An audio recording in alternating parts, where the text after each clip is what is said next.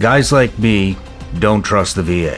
We just don't. You're not going to be getting your changed at the VA anymore. That's not what our services are for, and everything that we're taking money-wise away to that would take away from money that I could be spending on something else that are helping vets directly who are not even getting primary health care. 480,000 VA employees, and there are 450,000 active duty Army. That's 30,000 more than the active Army members. I hope you're taking this in. I am the guy you're trying to reach.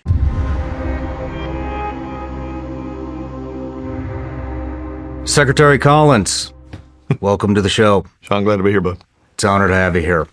So, the new Secretary of the VA. Yep. Lots of stuff to work on. Ooh. What do we call it? Target-rich environment? Yeah. Yeah, I'll bet it is. Probably even more than I know.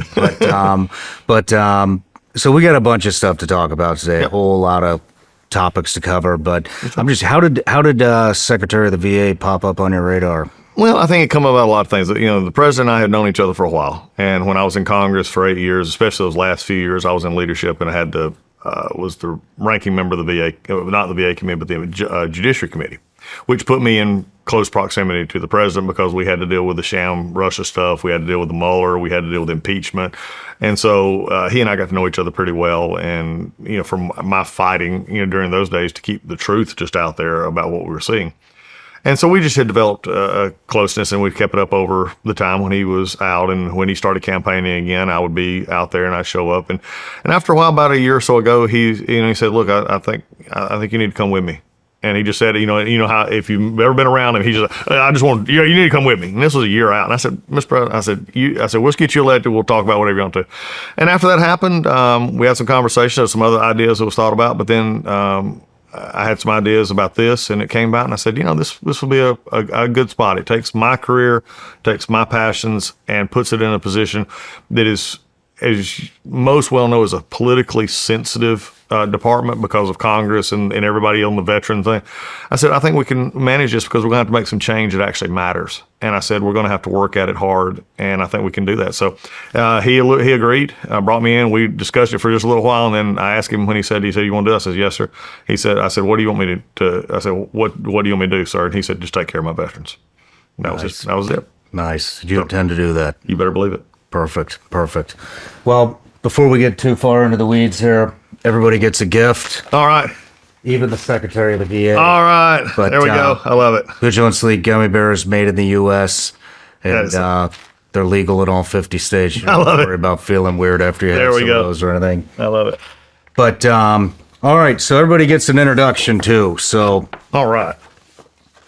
Doug Collins, Secretary of the VA. You are the 12th Secretary of the Department of Veterans Affairs, confirmed by the Senate in February of 2025 to lead the charge for our nation's veterans.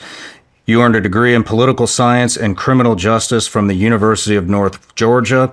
You earned a master's degree in divinity from New Orleans Baptist Theological Seminary and pastored Chicopee Baptist Church for 11 years. In 2006, the people of Georgia's 27th state House District elected you to represent them. During your first term in the state legislature, you graduated from Atlanta's John Marshall Law School and established your own legal practice. You were the U.S. representative from Georgia's 9th Congressional District from 2013 to 2021. You are a veteran who served as a chaplain in the Air Force Reserve, including a deployment to Iraq in 2008 with the 94th Air Wing. You remain a colonel in the Air Force Reserve. You're a husband and a father, and most importantly, a Christian. And some of the things that you've already done, you've already cut DEI programs and shifted $14 million to VA healthcare and caregiver support, set up telehealth in remote and rural areas, changed the flag policy to only American and POW flags, and over 1 million disability claims in 2025 already. That's 2 weeks faster than the normal that we've seen. Yep. So, what are some of the things that you want to change about the VA? I have right now the size and scope of the VA. I know your Doge advisor is here somewhere today. And so what does that look like? Yeah, well, and a great part about it is he's my VA employee who helps me with liaison to them, which is a great thing because we've incorporated the whole work of what I think the president's new vision is into our organization in a way that works with us and not against us. I think that's one of the things that there's this idea out there that, there's this ominous, thing happening in DC. And the truth of the matter is no, I'm still the Secretary of VA. It comes through my desk. We make decisions, and mine will always be for the veteran. And then, how that works out through our VA employees. Where we're seeing the most issue right now is Shawn, and this is something almost for any military person, anybody that wants to think about it. The first thing when you come into a branch or you come into anything, it's you're told about the culture. Okay, the culture is this. The culture, you will be a airman, you will be a Navy, you'll be a SEAL, you'll be a whatever it is. You got the culture. Well, the only thing interesting is in all fairness, Shawn, that's culture is at the end of the pipe. It's what comes out of the pipe. It's what goes in at the top that gives you culture. There's this idea somewhere that you're out there that you all of a sudden, you can just pop up culture. Mm-hmm. And that's just not true. You've got to have people and ideas at the top that then permeate through the system, sort of like just like you were eating something, and it comes out the other end. Well, it comes out as culture. And so really that's the first step for me. The first step is developing a culture that says, we've done it this way for so long. Is this still the right way to do it?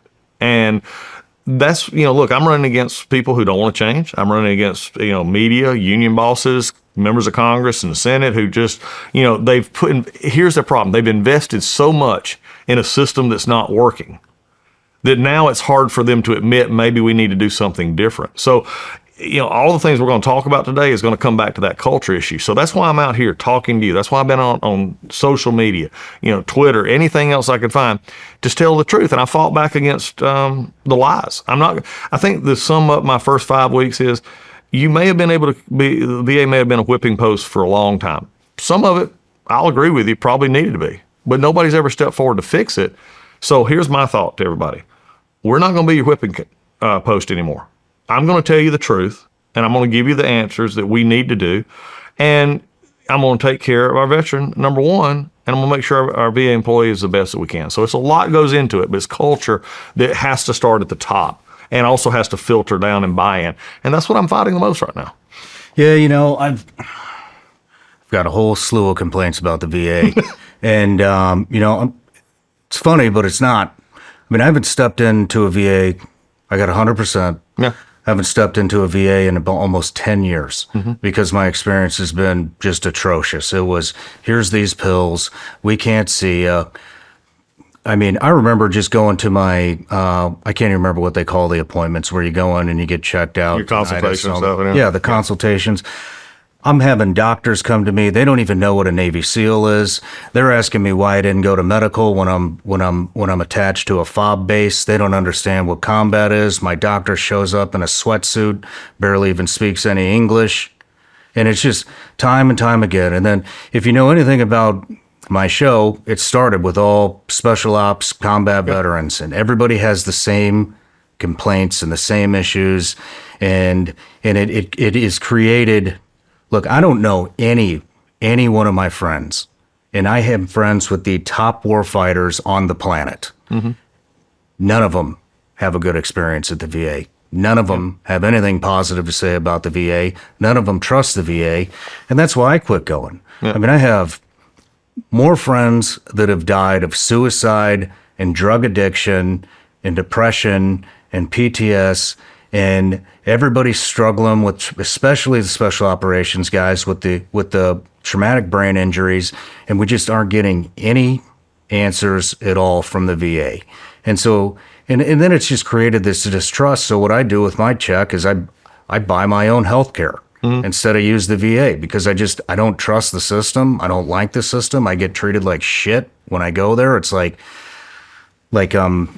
it's like I'm faking an injury or something. And so I just got to the point where I just threw my hands up and I was like, man, fuck this. I'm not doing it. Yeah. I will personally pay for my own healthcare on the civilian side, which is much, much better than anything I've ever had in the VA. And so, and then you see a lot of these therapies, and I want to dive into this too, but I mean, I'm just going to share my experiences with it because I think you need to know. And I mean, I just talked about traumatic brain injury. I mean, these guys have been breaching doors with high explosives for 20 years. They can't remember where the hell they are. They can't remember what they're doing. The short-term memory loss. They drive somewhere. They're driving their kids somewhere. They forget where the hell they're going. They, when I say they, I mean we. You know, we're temperamental. We're quick to fly off the handle. There's chemical imbalances. There's the burn pit shit. And now all these different, I mean, it's across the board. I mean, you're seeing all these nonprofits that are stood up by veterans, and they're the ones that are actually taking care of us. It's not the VA. And psychedelic therapy is one of the big ones that we've seen a tremendous amount of benefit from, especially with traumatic brain injury. I mean, Stanford did a study, fly these guys down. They do a brain scan. They fly these guys down to Mexico, do an ibogaine treatment. My friend Trevor's, he's Ambio Life Sciences. There's all these black holes in the brain, you know, on the brain scan. They go down there where their brain's not working. They do the ibogaine treatment. They fly them back up to Stanford. Oh, magically, the entire brain is lit up. I mean, I have to tell you some of this stuff because it's important. One of my best friends of all time, I've known him for probably at least 15 years. We contracted at CIA together, retired Green Beret, sustained one of the biggest blasts I've ever seen somebody walk out alive from, massive traumatic brain injury. Then he gets shot in the head. His wife he's been hiding this stuff. His wife calls me and she's like, Shawn, he's bedridden 5 to 6 days a week. He can't walk without a cane because he has vertigo. He can't go outside even on a cloudy day without his sunglasses because the light sensitivity is so bad. We haven't had sex in over 2 years. He goes down there. Nobody can help him. Nobody at the VA can help him. He goes down there. He does the ibogaine treatment. He leaves his cane there at the facility. He comes home, he doesn't need the cane anymore, doesn't need the sunglasses, is not bedridden at all anymore. All the vertigo is gone. And then he goes home, has sex with his wife. And that was probably 9 months ago. Same. Nope. It was like 1 week to fix that. And I don't know. I mean, like I said, I haven't stepped foot in the VA. I just gave up on it. Yeah. But why aren't they looking at stuff like that actually works instead of doing the same old shit? Oh, here's some pills. Here's this. Let's go do a brain scan. Oh, we don't have any answers, and it's discouraging. And you know, that's not the only that's vets that I'm talking about. Veterans exploring. I can't remember. It's vets. Right. Vets.org. But treatment solutions. But why isn't the VA getting, I mean, and then we have the veteran suicide epidemic, and the numbers are all over the board. They say 22 a day. I hear reports that it's actually 40 a day when you start looking at the overdoses and stuff like that. I mean, so what's the plan here? Yeah. Well, look, Shawn, you've expressed, as you were doing there, what you're seeing with your friends, you're seeing with everybody else, and I think it's the battle we face, okay? When I was in Congress, we'd have, I think the interesting part, and this is one of the things I told all the senators, especially when going through confirmation, which I had to go through to get this. I said 60% of your constituent calls, in other words, 60% of the calls to your office for help in some way involve the VA, either VHA, our health benefits, or their other benefits, disability benefits, other things like that. 60%. Some of them looked at me like, no. And it was interesting, the staff would be sitting in the side going, 60% of what? 60% of all their calls. So like a phone call to a congressman or a senator. I'm having trouble. 60%. Okay. And some would actually be higher, some actually maybe a little lower. So just average out around 60%. Like I said, some of the members were like, I don't know. But yet their staff was sitting there saying, yeah, it is. It is. Because they hear it all the time. Think about that for a second. Let's just ponder for just 1 second that many people, and we're talking thousands with each congressman, each senator, a year calling about a organization that is supposed to be already set up to give them what they have earned, to give them the benefits that they have earned through Congress action. This is none just dreamed up by a president. This is all from statutory, law. But yet having to call them because they can't get the help they need. Only in Washington, D.C. do we call that normal. Only in Washington, D.C. do we call that okay. I call it failure.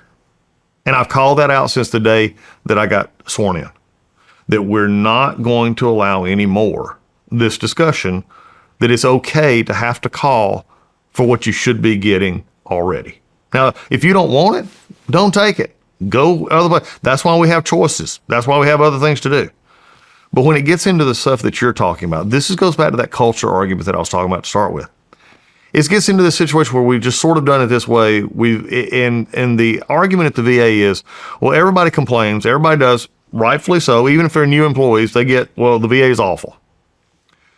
And there's been a lot of problems and probably a lot of stuff to back that up. I'm not going to disagree with you. But there's also a lot of times when you got the ones who are trying to do it are getting bogged down in the people trying to get in a system that is broken. So it'd be like me. I do a lot of counseling. I have for years, of course, when I was pastoring and as chaplain and everything else, I counseling. And if you, in a relationship, the relationship starts, let's say, with a man, husband and wife, and remember, it doesn't matter if they're military or not, but if they have a relationship and they have an issue in which one does not trust the other, and you come into that position, then they've now developed into a problem where they don't talk, they're fighting, they're maybe going to get divorced or breaking up, whatever. And then I walk into the room and I say, I want to help you, but the only thing that I can give you, the one thing you got to have to fix the relationship is the one thing that's broken. To fix a relationship, you got to have trust. If you can't have trust, you're not going to fix a relationship. You can smooth it, you can paste it over, you can do whatever you want to do, but you got to have trust. In the VA, we're a similar situation, in a sense that people have for so long said, I have to do it by this prescribed method, by this prescribed way, or there's going to be a congressional person, say something or do something, or I'm going to get complained about, or we're going to do this, or the union says we got to keep your job, so you just keep doing whatever you're doing, we'll protect your job and go forward. So when it comes to new ideas, there's some good things that you would never hear about. But when it comes to ideas such as you're talking about with a new generation of warfighter, this new generation of warfighter doesn't come, that they're starting to come to the VA if they have issues of prosthetics. They have issues of, they've lost limbs. They've done stuff like that. Because there's some of that we do probably as well, if not better than most anywhere you're going to find. But when it comes to other areas like the traumatic brain injury, to like the issues of sleep deprivation, the issues of addictions, those things, we're stuck in a system that is not allowing. Now in the Bronx, there's a clinical study on psychedelics that we've actually been a part of, and it's working. We're seeing tremendous change. Bobby Kennedy, who's now the new HHS Secretary, Health and Human Services Secretary, he and I sat in my office 2 weeks ago and talked about this very issue. And how do we get it incorporated in? Some of it we're bound because we're actually a hospital healthcare organization. We're bound by some of the laws that Congress has made that have bound us into what we can use and what we can't use. I'll use the big example there is marijuana. Marijuana has always been a fight treatment, in some areas, and you've had a lot of congressmen say we're not going to do that. We're going to keep it where it's at, and so that it binds us a little bit. But in one of the areas I'm looking at to get what you're talking about is a number of years ago, Donald Trump actually promoted a thing called right to try. Mm-hmm. It was legislation in which if you were dying, if you had other issues, why not let you try something? What are we hurting here? And if it works, then it's a miracle and we're good. We're actually exploring right now, among the many things that I'm shoveling as fast as my shovel can shovel, is to see, is there ways under right to try that we can expand some of those programs right now into psychedelics, into others, treatments, from range from hyperbaric to everything else that says, is this working? Is it working? How do we expand it out? We know from case like what you just talked about that it is working. We know from experience that in some people this is a dead-on treatment for what they need. But I've got to get a mindset change that says, and this is what I'm facing almost all the time is, well, you can do that, but there's a risk. Shawn, getting up out of bed in the morning and going to the bathroom and taking a shower is a risk. I'm going to fall and bust my head and die. That's a risk. Getting up and walking and getting a car is a risk. I want us to help the people who need help. But then there's also another generational issue we're having right now. And the generational issue is something that's going to be a little bit harder for me to tackle, because it's not just the VA assimilating itself to the younger warfighter, the GWAT fighter, my generation fighter, your generation fighter, who are not joiners. We don't join Kiwanis. We don't join Rotary. We don't join, for most of this generation, they don't join the VFW. They don't join the American Legion. They don't do those things. They go with their buddies. They're drawn to nonprofits who are actually doing something on 10% margins instead of the opposite way around. 90% of what they do is going to fixing something instead of 90% going to fix the organization. 10% may be helping. These are kind of things that we got to deal with. So now I've got to get them back, just like you, to say, what can I do inside the VA to make enough change that I can get another shot? That I can get another shot to say, look, if you want the care here, fine. But if not, we're going to pay for it in the community. See, that's another issue that the previous administration, the last 4 years have been horrific for expansion of care, which Donald Trump promoted in his first term and I voted for when I was in Congress. They just went away from it, Shawn.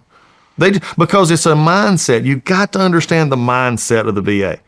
And the mindset that the Biden administration and the previous administration spent tens of billions of dollars, well over $100 billion, and tens of thousands of employees, well over 50,000 in the last 4 years alone. 4 years. And you know what? Our metrics have either just stopped or they've actually went backwards. So all these people that are screaming, that, you can't cut anybody, you can't change it. Well, you've tried that now for the past 10 years. And you know what GAO says, Government Accounting Office has said, you're on the high risk list. VA has been on the high risk danger list of waste, fraud, and abuse and poor quality health care in many of our facilities for 10 years. That's just unacceptable. But yet the past 3 or 4 weeks, if you've watched any of the headlines, I'm being skewered and pillared by some of our VSO community and some of our members of the Senate and House that you can't change. You're gonna hurt wait times. You're gonna hurt quality. You've done that already. Our wait times are not where they need to be. Our backlog is too high. It was under 60,000 when Trump left office. It's over 225,000 now, and that's with all the numbers I just told you. This is just bullcrap. Okay, we can't keep doing the same thing the same way. So really, what those folks on the Hill and some of those outside agencies and groups are saying is the VA, oh yeah, we know it's bad, and you just got to keep throwing stuff at it because it protects our jobs, protects our workers, and protects the system.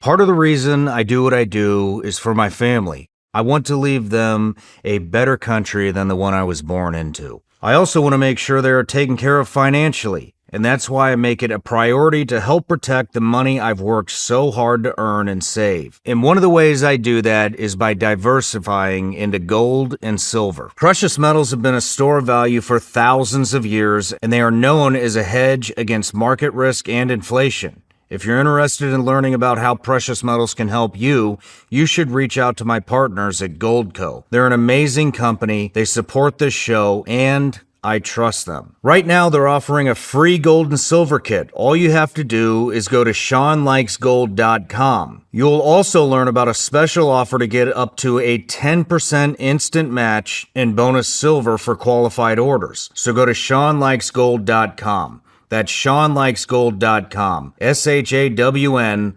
likesgold.com. Make sure you do everything in your power to help protect what's yours. Rates have dropped, and it's time to take advantage. A lot of us are struggling to keep up with everyday bills, and you're reaching for the credit cards to pay for all of it. But homeowners, listen up. Interest rates have fallen into the 5s. That's nearly a quarter of the average credit card rate. American Financing is helping homeowners like you save an average of $800 a month by tapping into your home's equity and wiping out high-interest debt. And the best part is there are no upfront fees to get started. Credit card rates are insane, and if you're carrying a balance every month, you're stuck in an endless cycle. Break free today. Call American Financing and see how much you can save save. And if you start now, you may even delay the next 2 mortgage payments. Call American Financing today at 866-781-8900. That's 866-781-8900, or go to americanfinancing.net/SRS. See, that's what I see. I see a bunch of bureaucrats that don't actually give a shit about veterans. They only give a shit about the VA. Mm-hmm. And not that the VA is actually doing its job. I've got a stat written down here. There are 480,000 VA employees, and there are 450,000 active duty Army. Yeah, it's about right. Now, and veterans all over the country have been dying, waiting to get treatment, commit suicide, dying, because they can't get. So with 480,000 VA, that's 30,000 more than the active Army members.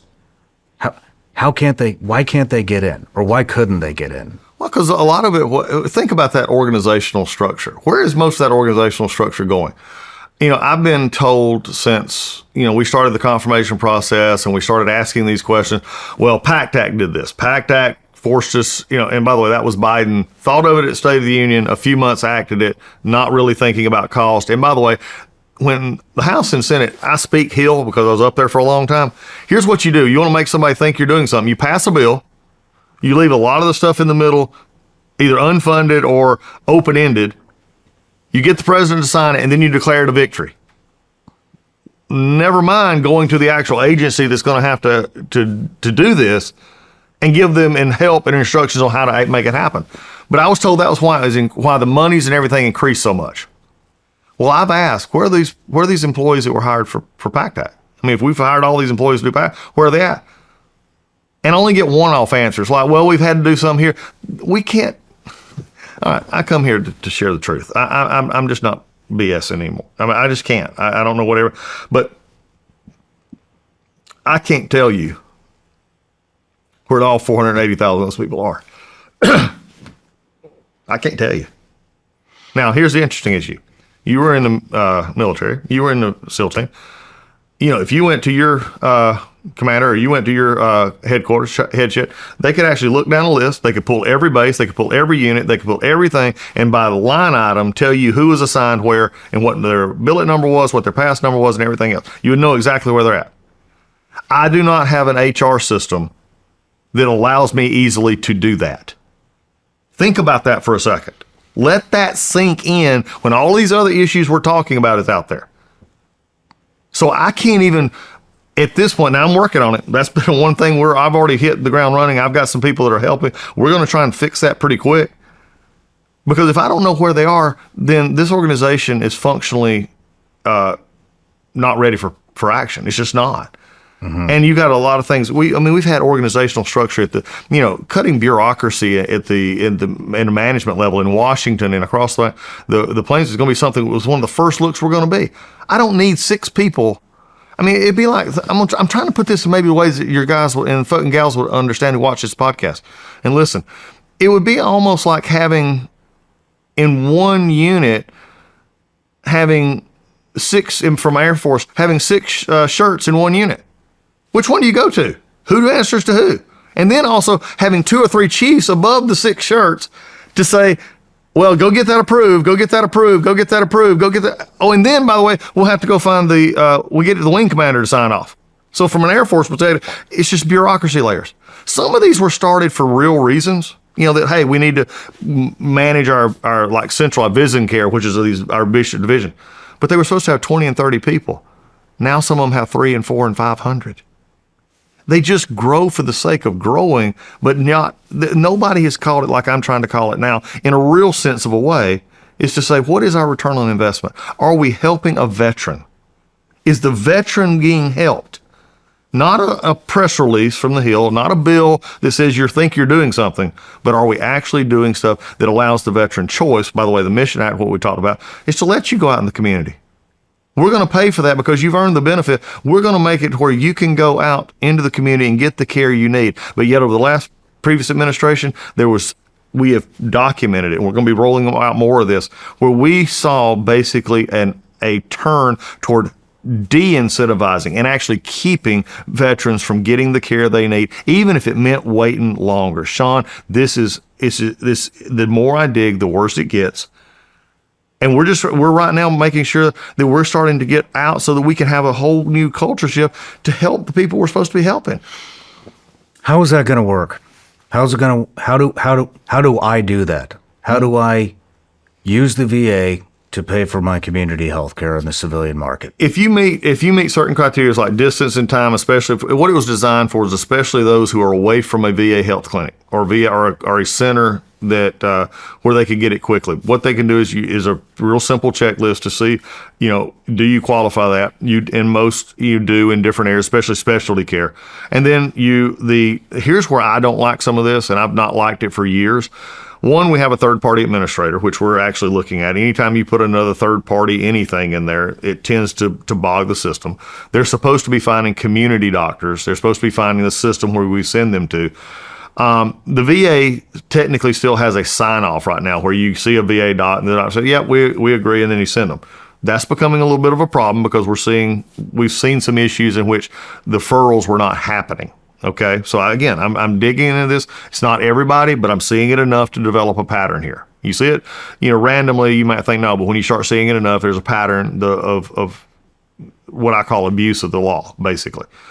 So you get that, and then you go, and then it's turned in, it's paid for just as if you were going to through the VA system itself. So these are out there. These parts have been there. Well, Mission Act gave that, it expanded that, but you got to also use it.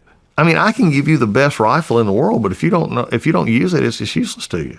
Well, I think a lot of people don't know how to use the VA system. I'm one of them. Yeah. I mean, and I want to get into this later, but I mean, even just to get the initial, to get the benefits, to go through the doctor's appointments, to, oh, my shoulder's messed up, I got tinnitus, I got TBI, whatever. All those, what do they call those? The initial appointments? The consults, yeah. Yeah, the consults, yeah. A lot of vets, they don't even know how to get into the consults. Or then you get in the consults and it's almost like a damn interrogation. And it's like, I'll give you an example. They denied my tinnitus. Dude, I'm a Navy SEAL. I shot a lot of guns. I blew a lot of shit up. I've seen a lot of combat. I have fucking tinnitus. Yeah. Sorry, lady. I don't know, what the hell you're talking about. You can't even test for that. Just give me the tinnitus. Look at my service record. They deny it. And then I got to go find, then I got introduced to this woman, Peggy Matthews, Veterans Advocacy Services. She's probably 80 years old, runs it, is like an angel to me and my guys, because she's the one that can take our package, turn it into something, and somehow, some way, she gets it fast-tracked through the VA. But for us to try to navigate the Veterans Administration, it's impossible. Why should we have that, Shawn? Think about that. Well, that's what I'm asking. Yeah, well, but I'm also bringing it back as someone. Look, looking ahead in 5 weeks of sitting here doing this job, I have been seeing asking the exact same questions, and say, why is it you have to have a VA whisperer, so to speak, to get what should be honestly yours to stake, and to take part in? Okay, you're exactly right. I mean, right now, as we look at this is the concern that a lot of us are having. But how many government agencies are like this? Think about it. You're supposed to pay your taxes. I'll just use another. The IRS, you're supposed to pay your taxes. But yet you call the IRS hotline and they can't answer your questions. The very ones who will put you in jail for not paying your taxes can't answer some of your basic questions about how to file your taxes. Well, as we get into the process of the VA, and I was just with a local vet center here, and one of the things I asked him, I said, tell me something. Start telling me, getting up to me, tell me things that hinder veterans from getting the benefits or being a part of this system. Tell me what in our paperwork process, what in our setup is causing us problems. Because here's what we are seeing, though. To those, unlike some experiences you've had, especially a number of years ago, but what we're seeing today, there's been an improvement, is that once they can get through the system, we're seeing general satisfaction rating among veterans of different generations saying, okay, this may not be, they like the care. They may not be what I want. It may not be for everybody, but 80, 90%, saying, hey, this is okay. I'm getting what I need. Or the benefits, they're getting their package. But getting to it has been our problem. Getting it through that front line to say, this is an agency that is open. Look, I don't have my phone with me right now, but if I had my phone with me right now, I bet your private insurance, I know my health care with my wife, who I've been on state health in Georgia forever. I can right now pull up on my phone all my prescriptions, my doctor's appointments. I could talk to my doctor if I wanted to. We don't have that. Why is and here's the other thing. We're the largest healthcare system in the country. By far. By far. Now, there's a couple of privates that like to say they're close. I have 170 hospitals, over almost 1,500 C-box clinics, and that's not counting the mobile stuff we do and everything else. That's how massive this organization is, okay? And they've all run on siloed issues. I heard an issue today that was about, just simple things as transportation. Well, and when they were asked for help, they said, well, that's not a VHA issue, which is our health side. That's a VBA issue, which is our benefit side. Well, I'm here to say I'm the secretary of all of you. We're going to start acting like we're one company and not three companies working in the middle. And we got to, but again, Congress has facilitated this. Some prior administrations have facilitated this. Because here's the thing, Shawn. How many times have you run across somebody who wasn't a veteran? And especially in public life, if they're not a veteran and they run for office, it's hard for them to have honest questions to a veteran or to veteran service organizations, which may or may not have the interest that they need to be promoting, or another organization. And they say, well, and I had a gentleman on the floor of the House one time, and good friend, good guy, never served. And there was an issue on the floor, and it was wrong. It was just wrong. I mean, we should be doing it differently, okay? There's a budget item. And I said, and I went to this person, and I said, because they're very vocal, I said, this is wrong. We shouldn't be doing it this way. This should go into the budget. It shouldn't be done separately. This is the way we should be done. And I'll never forget, and it just floored me. The person looked at me and he said, Doug, I know that. He said, but I'm not a veteran. And he said, I can't have somebody attacking me as being against veterans. Shawn, think about what he just said. He was willing to make a bad vote because he was scared of the political fallout of being seen as against veterans. We've seen this consistently with policy that comes out of Congress for the VA. We've seen it consistently in situations where the VA, they will pass budgets and then complain about it. Because that's the way you do it.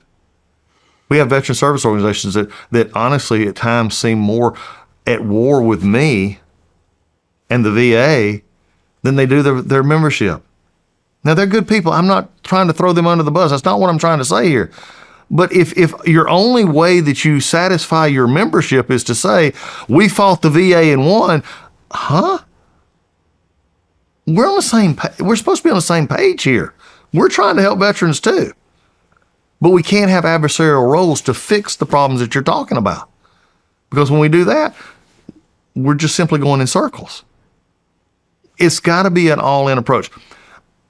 Lord willing, Donald Trump's here. I know I've got hopefully 4 years to do this. But I really got 18 months. My mission is about 18 months to get in, to start making the transformational process, to take the generational change that Donald Trump said he was going to bring to D.C. And I saw him just the other day. He and I talked last Friday. And he said, what about my, and he brought up the community care. He brought up all the folks being able to go out and get the choices they need. And I said, sir, we're working on it. I said, but I got some problems. I need your help. He said, no, whatever do, we'll take care of it. But these are the kind of generational change we got to have. And so now, one of the things we're experiencing is, you mentioned how much we have. Well, we've had a across-the-board reduction in force is what it's called, a RIF. Now, the interesting thing is the legacy media, liberal media, the unions are all going nuts. How can you cut this money out of the federal government? The federal government will never survive if we cut 15% out of the workforce. Well, Bill Clinton and Al Gore in the 90s cut 13 to 14%, or 12 to 14% out of the federal government, several 100,000 jobs. Nobody griped. And by the way, we're still 20 something years in the future, almost 30. The government not only survived, it got bigger again. So what we're looking at now is how do we do this, and we go into systems that are broken and take out the layers that don't need to be there. The things that are keeping veterans from getting the benefits they need, that they've earned, keeping them from health care, keeping them from going into the community and getting the care that they need, getting access to new treatments like psychedelics or other things. We need to get that funding that's been there to fund positions and worry about funding veterans' health care and worrying about funding veterans' benefits. If we can do that, then we've got a chance. But what we've got right now is a system, and I have actually some Republicans and Democrats and some other organizations that are simply saying, who look on their own web pages, their websites, and their statements, the VA is too much wait time, too long to do this, and broken. But yet, I've seen quotes and tweets. Secretary Collins needs to be careful on how he does the reorganization of the VA. It needs to be more structured and more, or better yet, some actually said we don't need to get rid of anybody at the VA. What that's basically saying is, for 10 years, GAO has said we're on high risk. That we can't get rid of bad employees. By the way, did you know that? When the president signed the Bill Accountability Act back at the end of his term, and there was almost 4,000 people fired at the VA for stuff like showing up drunk in the OR, doing other things. We fired them. Guess what? The union and others had lawsuits, and when Donald Trump left office, basically the Biden administration, through some series of bad judgment, just basically quit and said, we'll bring them all back and give them back pay, whether they came back or not. This is the kind of problem we're dealing with, Shawn. It's not an easy just get your head out of your rear system. We've got to actually make structural changes so that, number one, we can get rid of the bad, hire good, and put a culture in that the veteran is first. I've said it every day I have been in this office, and I've not taken a day off really yet. So how do you plan on leaning that process out for these guys to get benefits? It's going to be here's where we're starting right now. We're starting a process using career employees, others in the system, to say, okay, because we're under this to mandate to get the fat out, and then we can use that money to redirect. We're already redirecting over $500 million right now that's in the process of being redirected towards suicide, which, by the way, I want to talk about. You need to hear what's going on there, and you're not going to like it, but you need to hear. Homelessness the same way. We're redirecting that toward prosthetic care. We're redirecting it toward community care. We're redirecting that money. All that money that was sitting out here that was, for PowerPoint and meeting notes kind of stuff that we were doing is now going back to the veteran itself. We're going to have to, as we go through looking for this reduction in force, we're going to take out folks that are not forward-facing when it comes to veterans' health. In other words, it's amazing to me, and I don't know if you read just recently the paper, we let 2,400 people go about 3 weeks ago. And all of a sudden, Wall Street Journal, New York Times, all the legacy media, the Hill, senators and others, union members, Collins is killing healthcare. Collins is gutting the VA. Collins is calling it. And then they'll say, and they'll find somebody who said they had their surgery that was put off, or that their appointment was rescheduled. None of the people we fired were publicists, interior designers, laborers. I mean, this is what we're talking about here. How has your surgery been put off because an interior designer was laid off? It wasn't. It's a lie. But what we have is, what's interesting though? If you'd gone back to January 15th of this year and that same surgery had been put off, it would have never made a headline. Yeah.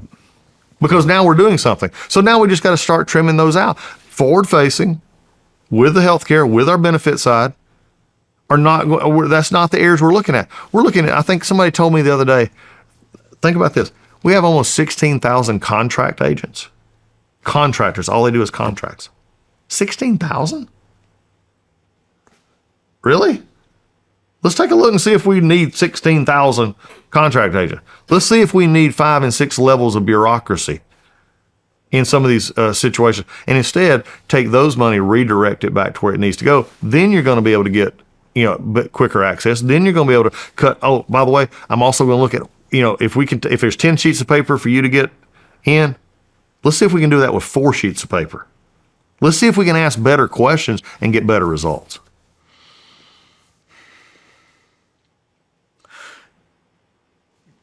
Let's talk about the suicide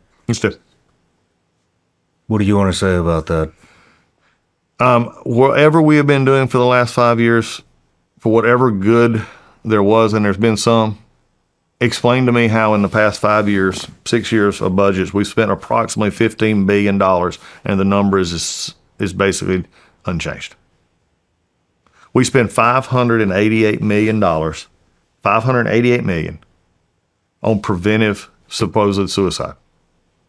We spend $2.3 billion in what we'll call treatment of either the mental aspect, health aspect of that, issues that they've had with hurting themselves, other things like that. $2.3 billion. So $3 billion total, roughly, in suicide.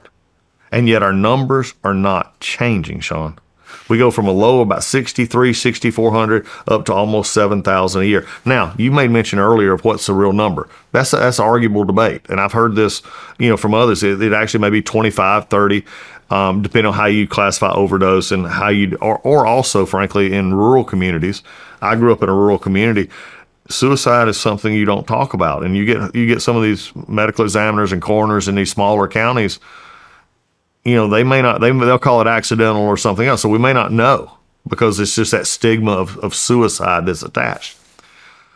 So what I'm looking at here is what's actually working. What we're doing, frankly, in just all fairness, ain't working.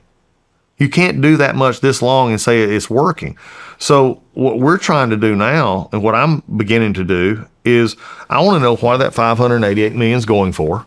I want to know what are we supposedly doing to. And don't just tell me you're putting a Facebook ad out there. Don't tell me that you're, running, the call the crisis line number out there, which are all fine and good. But where are we at actually hitting to the members who are listening to your podcast, who have no want to go to the VA? Because here's the other part of that.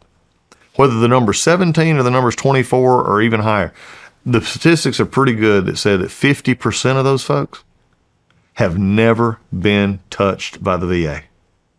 50%. That's just unacceptable. So one of the things I'm starting right here with you, I'm starting with other things that we're going to be doing. I'm trying to reach that veteran who's sitting out there who's saying, screw the VA. I went over there one time and they didn't even treat me like I was human.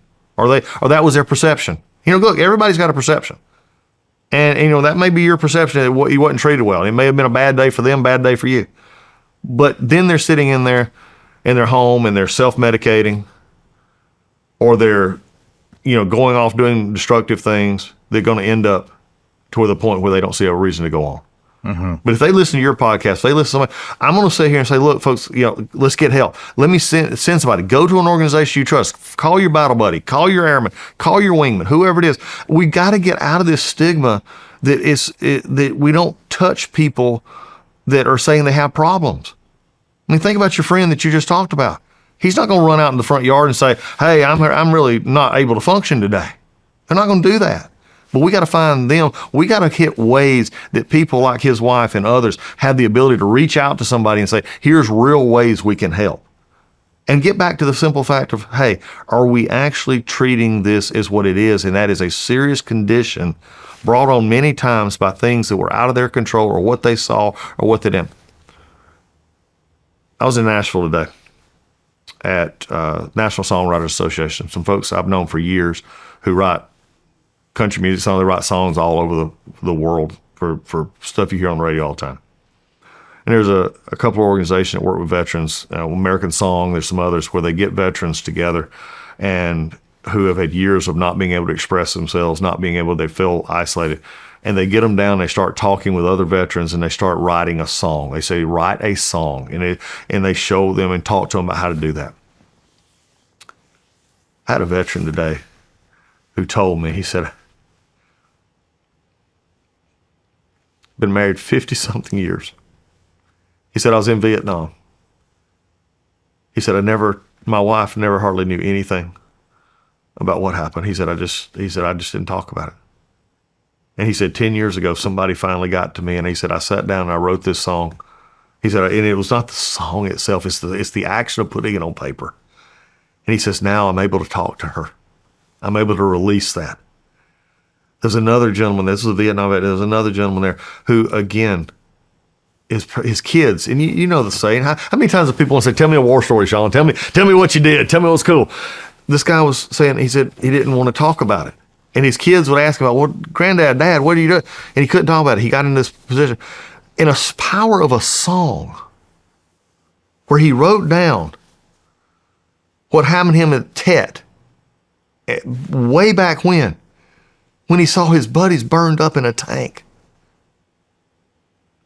When he saw that, and you could see it as if it was today in his eyes. But then he was able to say, if you want to know it, then listen to this song. Listen to the words that I wrote down. That's a totally different way to look at this stuff. We've got to reach the veteran where they are. And if it's hunting, let's take them, let's match them with somebody that can talk to them and get them out on a duck blind somewhere, or get them out in the field. If they want to do exercise, let them do that. Or if they just want to sit and get coffee, or they want to, go have a beer, do something. Instead of just spending $588 million on programming, let's see if our programming is actually being effective. I'm just not going to sit here. I may do a lot of things right and a lot of things wrong in the next few years, but I will tell you this, I will not sit here for the next 4 years and spend that amount of money and do the same damn thing. I'm just not going to do it. How will you know if it's working? We'll see if my numbers go down. I'm going to see how many people are responding. I'm going to see if we're reaching people that we've not reached for. Because if we're starting to touch them, then we're going to start seeing them into our systems. I'm looking to use nonprofits. By the way, I'm non-discriminatory here. I don't care if they come to the VA or not. I want them to come to the VA because we got resources to help them. But if they're willing to go to a nonprofit somewhere, if they're willing to go down to their church somewhere, but they heard about it from this weird guy from Georgia who happens to be the secretary of VA to say, go get help, it's okay, then we're going to see our communities put back together better. We're going to see people and families come back together. You're going to hear it from your buddies. I'm going to hear it from mine. Because those people, we hear about them, but they're not getting help that they need because it's so quiet. I'll use an example for you. My daughter has spina bifida. She was born, she's 32 years old now. If she were to come in here and she roll in her little chair, she'll knock socks off of it. She's got a smile. She's never walked day in her life. I mean, I've watched her not experience the quote normal, going on dates and getting married and all that. I just, I've watched it. Broke my heart. For her, she just gets up and goes every day. She goes to work 5 days a week. She works at a hospital. But if you were to come in here, or we were to take her over here to the mall, people would come up to her and they'd feel sorry for her. They'd try to help her. They'd try to open a door. They'd try to, help her get to what she needs. But if I was to stand up in that same mall and say, folks, I don't know what's wrong, but my mind's broke. We don't look to open a door for that person. We don't look to run to them. Too much in our time is we're moving away from them. We've got to change the whole scenario here, especially in the VA and our veteran community for brothers and sisters who we've served with. They've got to know it's okay. You're not going to be wrong in reaching out and giving somebody some help. And the person who needs the help needs to see somebody willing to sort of run the mile with them. If we can get that, that's how I'm going to see results. That's how I'm going to see bottom line. That's how I'm going to see that our vet centers are getting maybe some more people, or I'm going to hear it in the community. I'm going to see it in our judges who are actually seeing these people in front of them because they've crashed their car while they were drunk. They've gotten to a domestic violence situation because they didn't know who they were hitting, and they were hitting their own kid. This isn't playtime anymore for me, Shawn. We've got to seriously deal with this in this country, and we got to deal with it with our veterans. So for me, that's the way I'm going to hopefully see it play out. Did I hear you say that you planned on using nonprofits to help? Yes. I'll use anybody that's willing to help. I'll use anybody willing to help. If that's a VSO, one of the big 6 VSOs or any of the others, if they're willing to get in the game and help and try new ways, I'm ready to help. I'm ready to use nonprofits. I'm ready to use somebody that's willing to come in, and we'll work the barriers and we'll do whatever it takes to get there. Because here's the situation. We're looking at a generation that is not functioning the way we did 20 years ago, even 10, 15 years ago, because they're more influencer driven. They're more socially media driven. They're more, we just saw that in the last presidential election, that Donald Trump won because he reached voters who nobody were going after. He was speaking to them on platforms that they had never heard before. So why would I not use things like this, or nonprofits who are, and I could name the many, but I wouldn't want to forget anybody. I mean, you got a lot of them out there that are putting good money to the actual end, putting, lead on the target, so to speak, downrange, and they're using very little of it for administrative cost. And we don't do that. So if you've got organizations that have always been doing it, they want to try new ways, I'm all for it. But you've also got to be willing to get in and dig a little bit and know that you don't always have all the answers. It's spring, the sun's out, and it's time to feel comfortable every time you step out. Feel relaxed in True Classic shirts. They are designed to accentuate the important areas like your arms and chest while giving your midsection some breathing room. True Classic has everything you need to look great and be comfortable this spring. Crew necks, short sleeve comfort knit button-ups, comfort knit chino shorts, and more. Whether you're running errands or attending events, you can definitely feel the difference in the quality when you're wearing your favorite classic shirts from True Classic. True Classic offers premium clothes at an affordable price. Their best-selling t-shirts, jeans, and more come in 3, 6, and 9 packs. The more you bundle, the more you save. Plus, get free shipping on all orders, 100% perfect fit guarantee, and easy returns. This spring, level up your style with clothes that actually fit right. Go to my exclusive link at trueclassic.com/SRS to save. That's trueclassic.com/SRS. Shop now and elevate your wardrobe today. You all know what speed dating is, right? Well, if you're the owner of a growing business, what if there was a feature like speed dating, but only for hiring? In other words, you could meet several interested, qualified candidates all at once. Well, good news. There is. It's Zip Intro from ZipRecruiter. You can post your job today and start talking to qualified candidates tomorrow. And right now, you can try Zip Intro for free. It's ziprecruiter.com/SRS. Zip Intro gives you the power to quickly assess excellent candidates for your job via back-to-back video calls. You simply pick a time, and Zip Intro does all the work of finding and scheduling qualified candidates for you. Then you can choose who you want to talk to and meet with great people as soon as the next day. It's so easy. Enjoy the benefits of speed hiring with new Zip Intro, only from ZipRecruiter, rated the #1 hiring site based on G2. Try Zip Intro for free at ziprecruiter.com/SRS. Again, that's ziprecruiter.com/SRS. Zip Intro. Post jobs today. Talk to qualified candidates tomorrow.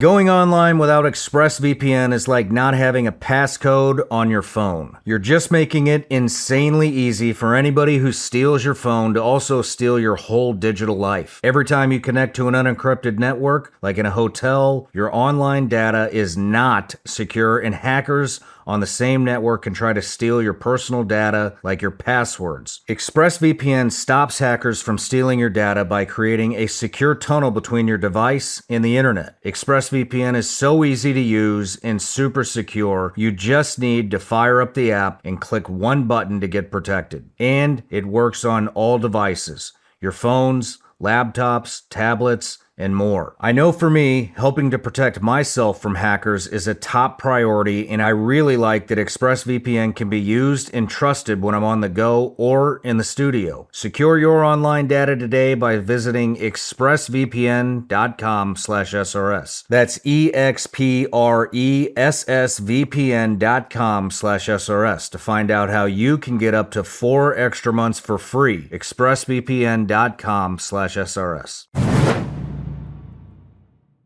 I mean, as far as care and some of these other treatments that we're talking about, I mean, is there any way that the VA can partner with somebody other than I don't know who you guys partner with, the American Legion? We listed a whole bunch of them that the modern day warfighter veteran does not use anymore. Right.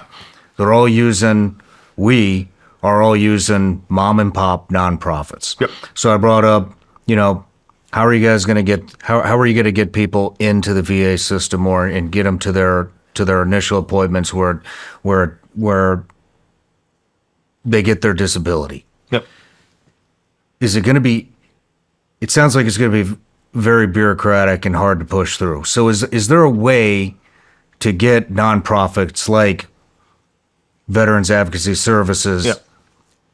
some type of a grant, or give the veterans some type to where they can, hey, Peggy knows the system. Yeah. She can get guys through. She can help guys through. She can, I mean, is there a way that the VA can partner with these smaller mom and pop I think organizations and fund them so that they can get a bigger team and to get more vets pushed through? Yeah, and look, and I think one of the things here is that doing that in such a way that encourages good, work. Now, look, some of our VSOs, they offer, free help will get you through, and I'm not criticizing that in a situation. But many times they're willing to go through a situation. Why are we having to use so much help? I'm actually hopefully attacking it at a different end. Why do we need, as I said earlier, the VA whisper? Why can't we do this easier? But until then, I'll look at any way I can to help organizations that are helping veterans get the services they need without having to join an organization, without having to do anything else. Just get what they have earned. And also, I can tell you why. Okay. Because it's like I mentioned before, nobody trusts the VA. Right. When they go to somebody like Peggy, she's like a protector. Mm-hmm. Guys like me, just about everybody that's been on the show that's been to work, they trust her. They know that she's going to protect them through that process. Mm-hmm. They know that if something goes bad, Peggy's got it. Yep. You know what I mean? That's why that's happening. Yep. And that's where we got to start rebuilding trust in a system that has, I can't explain this enough, the frustration I have with a lot of people. Out of that 480,000, there's many dedicated people who want to help our veterans, period. Okay? They are. I promised them as Secretary of VA that they will not have a better, advocate for the good work that they do and to do it right, to fight, to make sure we're doing what we need to do. But I'm also not going to tolerate status quo. I'm also not going to tolerate, lower standards. We're going to have higher standards. We're going to push this up. But at the same point in time, it's going to take a holistic look at everything that we're doing. It can't simply be, how do we fix the third-party helpers here? How do we fix the system itself? Instead of me having to hire a driver to get me to the grocery store because I don't know how to drive, how about we make it better where I learn how to drive myself? Mm-hmm. And I think that's going to be, and look, but again, there's going to be parties and equities that's not the way they've done it. That's not the way they do their business model. Because if they have people that come to them, they either, get help from outside agencies or other stuff. I'm finding a whole different world that I'm just getting into the background of how they, how we're working this stuff. And folks, if you've earned a benefit, take your benefit. You've earned the benefit. But also there's a lot of them encouragement to go back. And I think that frustrates a lot of veterans. And you've heard this like I have. I want it to be known, veterans are not victims. Mm-hmm. We're not. We went into the profession, we've done that, and now we're many of us, and you and others you've talked about, we may have conditions now, we may have stuff that have cost us in that time of service, and that's why the system was set up.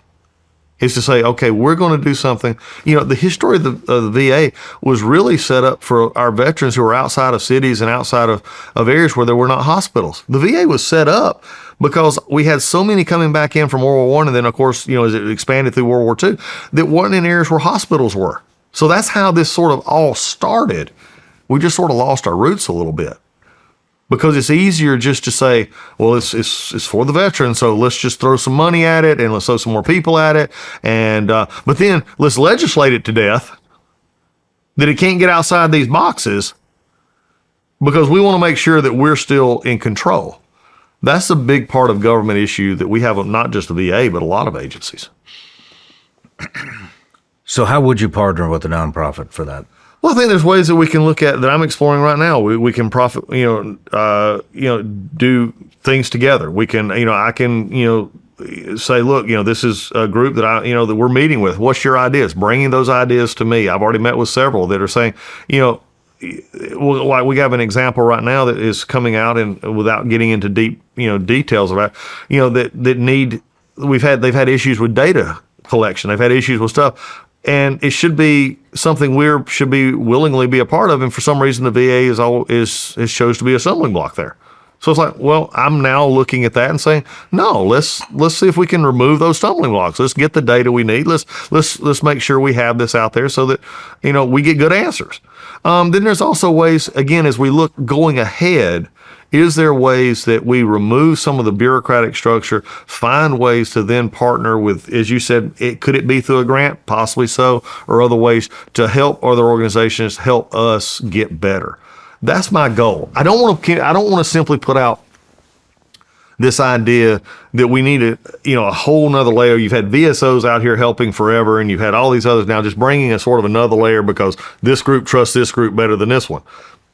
Why don't we actually look at the root cause? If you came to me and, my fingers were turning blue and I was having, I was tingly, and for some reason it looked like a circulation issue. Well, the problem we've had lately is we just put your hands in warm water, or we get them warm and we rub on them and then they get the circulation back in them. Instead of realizing maybe there's a heart problem here. Mm-hmm. Maybe we're not pumping well. Well, I want to get back to the question is the VA heart pumping right? Are we putting things into place that help the veteran and not hinder the veteran? And are we getting to a place, and I said this in my confirmation, I said, I want us to become a place instead of to where we reactively no to a reactively, let's get there, yes. Where we're actively saying, instead of saying, I'm not sure we can, to say, I think there's a way. We've got to have that mindset difference to say, look, you have benefits you've earned. You've had health care you've earned. We're here for a reason. But we're not to make it harder. And I think that's become the adversarial system that nobody sort of talks about here, that it makes it seem, and again, perception, before anybody listens to this and screams, oh, that ain't the truth. No, it doesn't matter what I think, you think, or any other group thinks. When the perception is it's broken, when the perception is it's bad, and when the perception is I'm going to get told no, then that's the reality. Perception is reality to veterans. And we got to break that cycle. What about nonprofits for treatments? There's a lot of nonprofits out there that have great treatment programs that are proven to work. Like I had mentioned, yep. Vets. That's probably the biggest one that I know of that's doing psychedelic stuff. There's Tom Satterley, he's a former Delta guy. He's got the All Secures Foundation, very therapeutic experience. Lots of coaching that's been working. I mean, is there a way where? Because it sounds, look, I get it. Like, you guys can't just be like, oh, we're doing Ibogaine treatments now. I realize that's going to be an act of Congress and the Senate or however it works to get that through.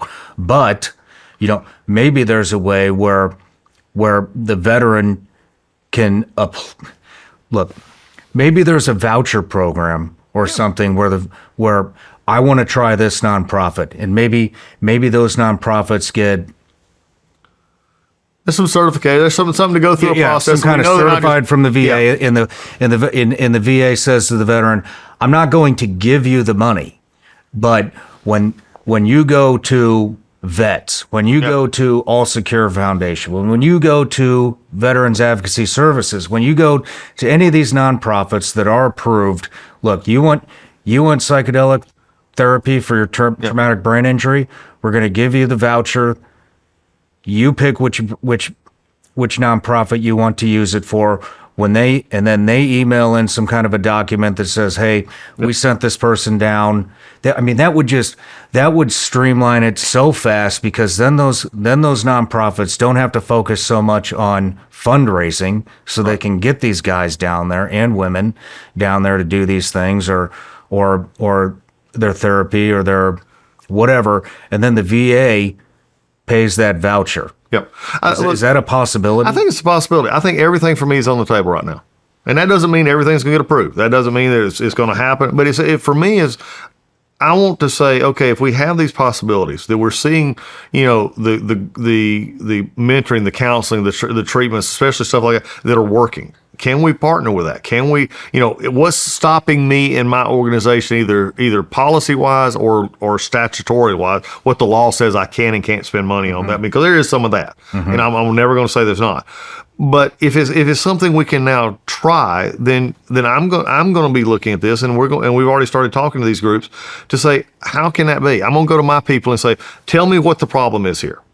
And if the answer is, well, we can do that better in the VA, I'm saying, no. You're going to do what you're doing in the VA, but why can't I have people out here that can go try this? And how do we do it? Tell me, as I've changed my entire general counsel, which, by the way, we have a lot of lawyers. I've changed their whole mindset into say, don't tell me no, tell me how to get to yes. If I'm asking you to get to a problem, you get me to yes, because I'm an attorney as well. I can get you to no quicker than you can. Get me to yes. Get me to a part where I can take what you're giving me. And so I'll go to our health people and say the same thing. Get me to yes. Don't tell me the standard line. Like we found out something today, we had to go, it happens almost every day. I have to ask the question, Shawn, and this is how it gets very frustrating. I have to ask the question, is this policy from the VA or is it statute from Congress? Because there's a big difference here. Statute from Congress, that's our red line. Okay, I have to operate within the law. Policy I made. I mean, if there's a policy that you can't have ice cream on Fridays, well, we made the policy. Guess what? You can have ice cream on Fridays. I can change that all day long. So we've got to now delineate, because many times in the VA, because they're scared of criticism, they're scared of what members of the Congress or the media or unions or anything would say about them, is that they much rather just say, no, we can't, instead of, well, why? And then if you ask them, well, the law just won't let us do that. Well, policy ain't law. We can change those kinds of stuff. So I'm willing to look at it from all angles to see if we can. And if it's treatments, then I think that's where we're going to have to make sure that we're operating, because I can't bypass a law that says I can't do X treatment and just give you money to go do it somewhere else. I understand. I've got to work that out in Congress, and that's where folks like you and others that can help me, and also working with Bobby Kennedy over at HHS to get some of this stuff approved in different ways. Having a president, who would be willing to say, look, let's do whatever we can. That's just when it's going to take the push of the veterans to say, these are the things that are working for us. It doesn't work for everybody, but at least for these, it is working. I hope you're taking this in, because I am the guy you're trying to reach. Yeah. And not only would that work with the treatment, but it would also help build the trust back within the VA, because guys like me don't trust the VA. We just don't. But we do trust Tom Satterley, who is a retired Delta operator. Yep. He's seen it all. He has seen it all. And I know that he has my best interest, because he's my friend, or my friend is his friend. And everybody looks up to guys like Tom or Marcus Capone, who's running vets with the psychedelic stuff. It's if the VA can be an interim and say, yes, we're aware of what they're doing. They're on our list. We have a partnership with him. We want you to do that. Here, go. Yep. That is a big step in getting guys like me to trust the VA again. Yep. And then hopefully all these nonprofits can go away, because the problem's solved. Yep. And once this shit's all passed through Congress, then we don't even need those nonprofits anymore, because hopefully they all wind up going away because the problem's fixed. But in the interim, it's a great way, one, to get the treatment, two, to build the trust back. Yeah, I think you're right. And I think that's what I want to look at. That's why I'm out in the field. That's why we're doing things like this. If at times 5 weeks feels like I've been there 5 years, and in 5 weeks I realize, my God, I've been there 5 weeks. And going there, and I've had to, in just in that amount of time, we've had to deal with our first start of contract looks, where we went through 2% of our contracts, 2%, and found almost 580 billion, 900, $1.5 billion, about $1.5 billion that are contracts that were non-mission critical, non-mission essential. That's just in 2%. We've had to deal with that. I've had to deal with the probationary firings, which helped us begin this thing, get started. We're dealing things, and you mentioned it earlier, by the way, we've had the issue of the flags. We've changed that policy so that we're back to one force under the American and POW flag. That's all we're doing. We've took the DEI out. We're doing that today. Even just as we're coming on, we changed the policy on transgender. You're not going to be getting your sex changed at the VA anymore. If you're currently in treatment, we're going to continue that what was started before we ever got there, just as the SecDef did in his side, but because we don't want anything bad to happen to somebody who's under those treatments. But from this point on, we're not changing your sex. We're going to treat you with respect and dignity if you come to the VA for your services, but we're just not going to be participating in changing your sex. That's not what our services are for, and everything that we're taking money-wise away to that would take away from money that I could be spending on something else that are helping vets directly who are not even getting primary health care. That's the things that we're looking at. So we're in the process of doing as much of this as we possibly can, and so we're taking every new idea. I'm taking it back. Our team is starting to process it. And we're working toward this end of making it a much more accessible, much more idea friendly, if you would, VA that restores trust. I'm hoping that restoring trust in the VA is me using social media in every possible way I can to tell people what's actually going on. And this is that coming on your show, doing other shows, and going into the media and going on and saying, guys, no, I'm not going to let senators lie to you anymore. I'm not going to let union members, I'm not going to let the newspapers and legacy media tell you stories which they, by the way, can't back up. This is what I've been fighting. I know we're getting closer to the target because the flack's getting a lot heavier. Mm-hmm. Because they don't want us on this, Shawn. I mean, think about this. If you redo this and get it done in any circle of life in the federal government, or any other area, is if you talk about a problem, you develop a group that says, this is my problem, and then all along you never really get to solving the problem, mm-hmm. then what you've done is you've built a group that perpetuates itself on what? The problem.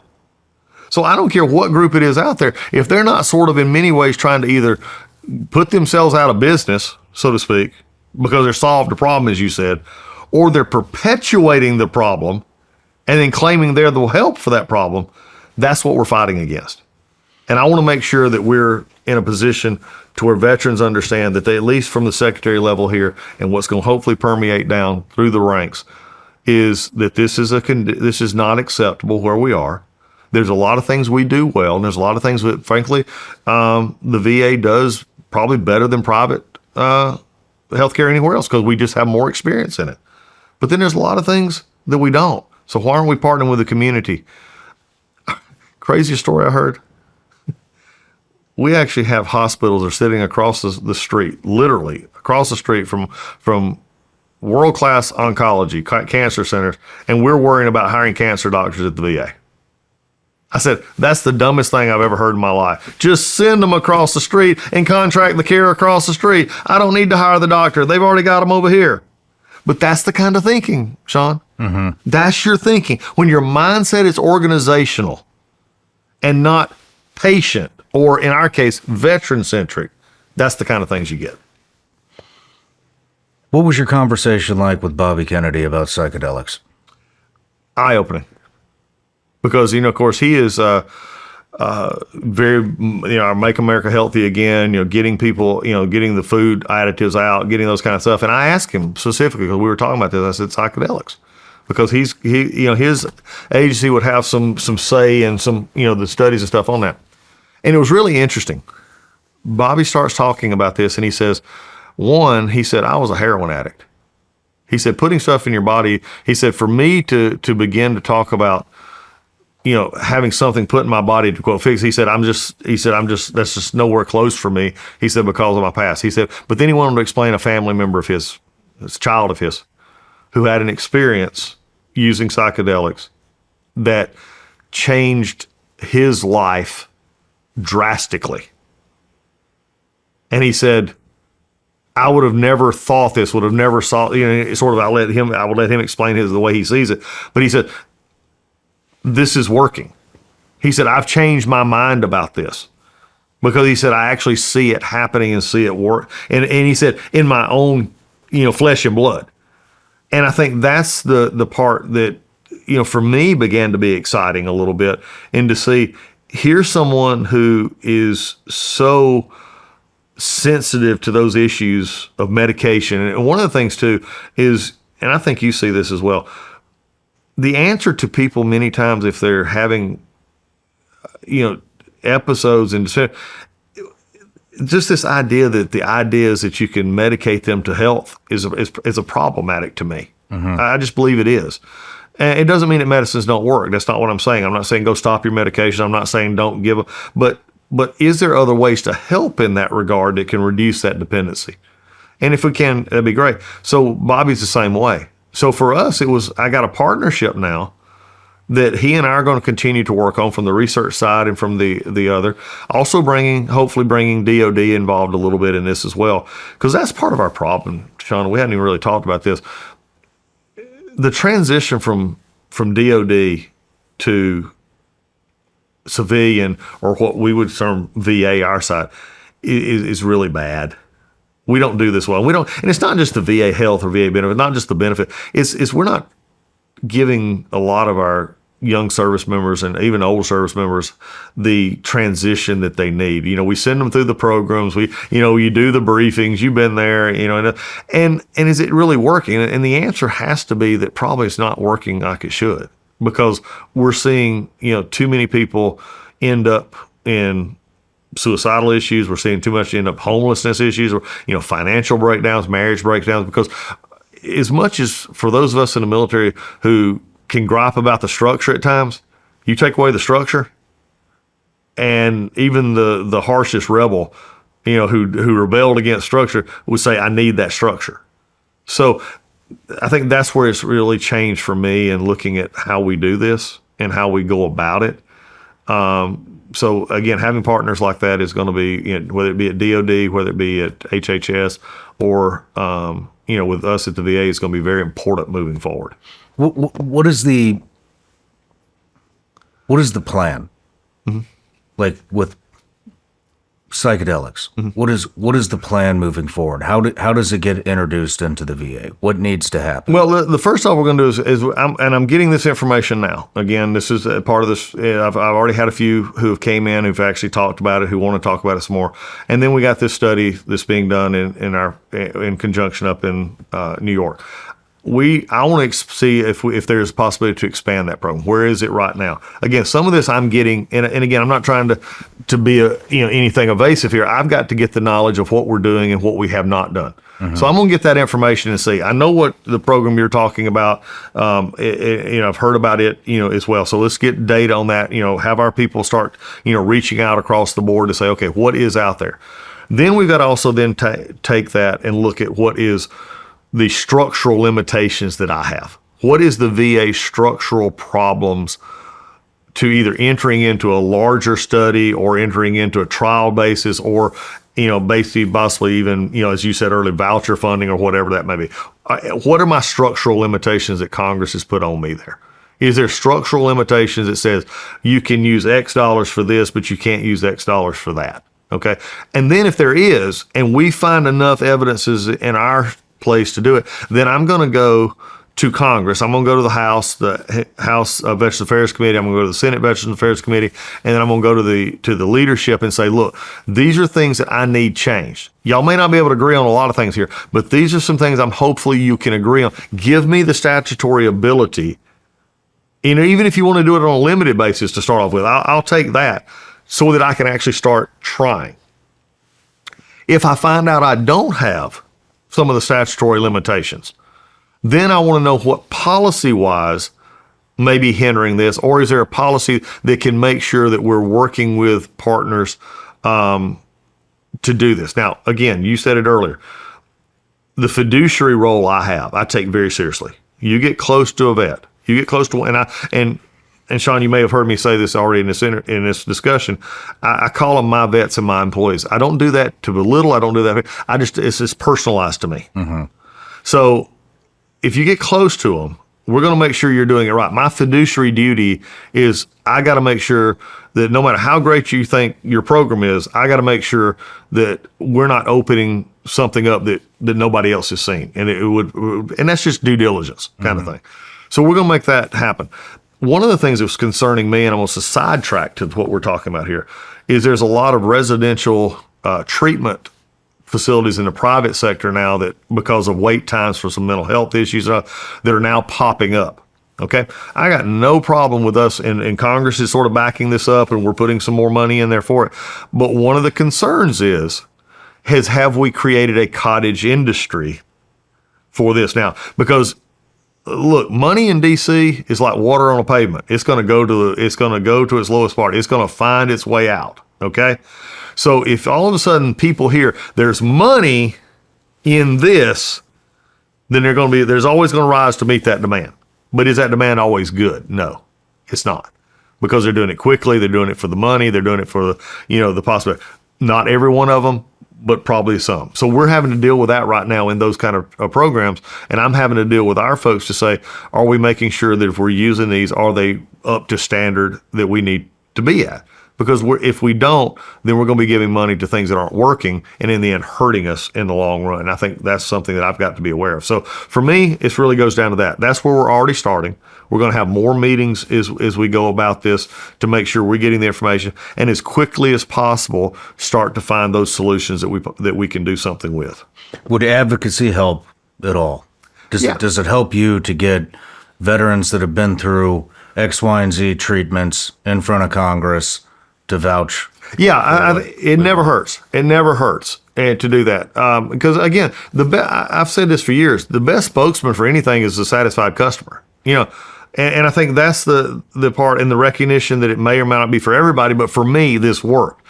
And so in conjunction with what hopefully we're going to do over the next few weeks and maybe a couple months, is seeing what are our limitations, beginning the process to say, hey, this has worked for me.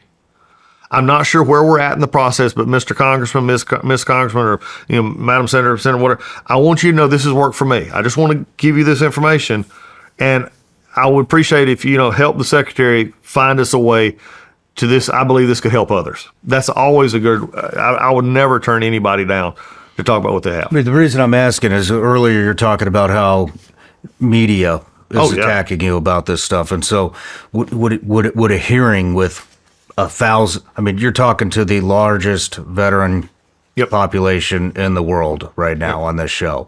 And so would it help if there was some type of a hearing at Congress and you brought in 1,000 vets that have been through different whatever you're advocating for change-wise, to bring in people that it's actually worked for in front of Congress, televised, here it is, media, put this on. Yeah, I think we could. I think that's something definitely working with Congress and working with the two committees in particular to say, as we go forward, here's things that we want to emphasize. And some of that's been done a little bit, but I think it could be done more. I'm not going to downplay that there's not been an interest in Congress about this, but it's not just the VA committee there. It's the Energy and Commerce, which does a lot of the healthcare stuff and everything else. So there's different ways. But yeah, I think those are definitely ways, if we can get partnership with the Congress to say, are there better ways to do this? And I think, frankly, it'll be a Republican and Democrat coming together on it. I think you're going to see both parties